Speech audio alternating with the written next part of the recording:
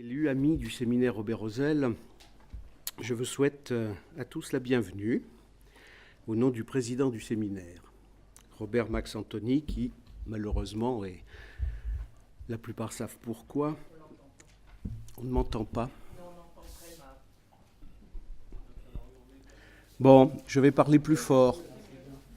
Donc je disais que je souhaitais à tous la bienvenue au nom du président Robert Max Antony, qui, comme beaucoup le savent, ne peut malheureusement pas être des nôtres ce soir.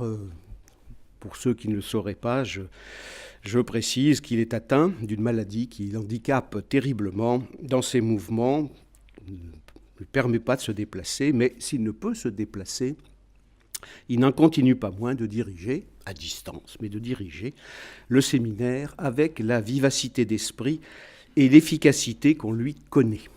Et je représente ici en quelque sorte sa personne virtuelle. Il m'a demandé donc de faire à sa place. Le thème de cette année, mettre en valeur l'espace public, bien commun des citoyens, se situe dans le prolongement de ceux des années précédentes et illustre la continuité de l'action du séminaire. Il s'agit en premier lieu de montrer ce que sans doute chacun connaît, mais sans toujours l'appréhender dans sa globalité. Il s'agit en deuxième lieu de mettre en avant cette notion de bien commun qui appelle une attitude citoyenne à valoriser en cette époque d'exaltation de l'expression individuelle.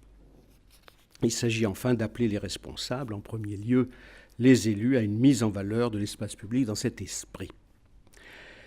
C'est ce qui a été fait avec les 6 opérations qu'a retenues, à l'issue d'un large appel à candidature, le comité de sélection du séminaire, composé de Robert Max Antony, Christiane Arles-Levasseur, Francis Ledoré et Aude Vaspart. Opérations qui vont maintenant vous être présentées. La ville d'Autun, 15 000 habitants, transforme le cadre de vie des habitants du quartier Saint-Pantaléon, je ne sais pas si on prononce comme ça rappelle un peu une consonance italienne, par une mise en valeur des espaces publics qui, il faut le souligner, fait toute sa part à la mise aux normes de l'accessibilité pour les personnes à mobilité réduite.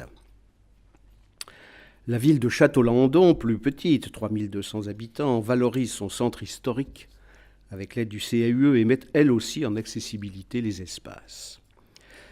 La ville de Fresnay-sur-Sarthe, encore plus petite, 2335 habitants, petite cité de caractère au développement de laquelle la renommée des tisserands a contribué, valorise les monuments qui ont forgé son identité, met en place de nouveaux services et met en lumière ses remparts. Là aussi, le CAUE est intervenu. La communauté de communes de Ronchamp, illustre, connue partout maintenant, aménage la filature, ancienne enclave usinière dont elle reprend et respecte les traces, dans le but de favoriser et de développer l'attractivité économique, culturelle et touristique de la ville, tout en valorisant l'espace public.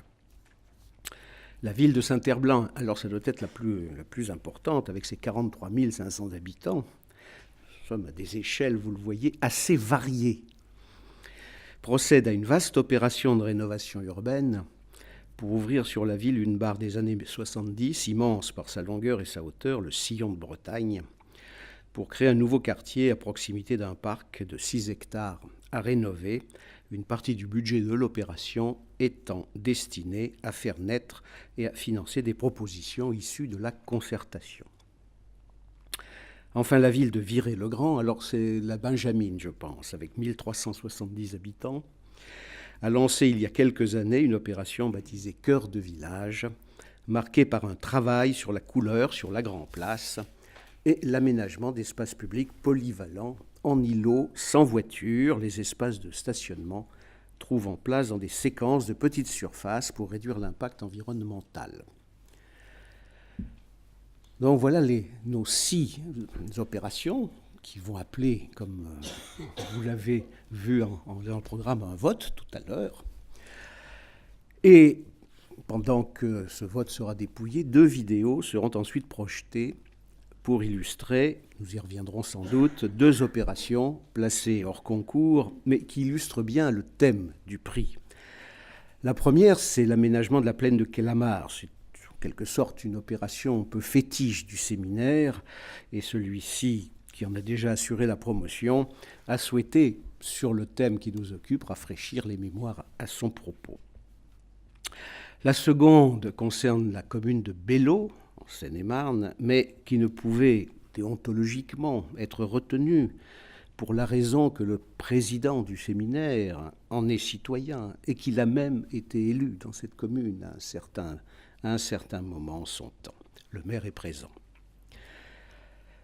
La réflexion à laquelle notre président avait invité chacun l'an passé sur la mise en valeur de l'espace public a conçu dans sa double dimension, d'espace physique et d'espace politique, c'était ces termes, a pris ainsi toute sa dimension dans le thème de l'année 2016.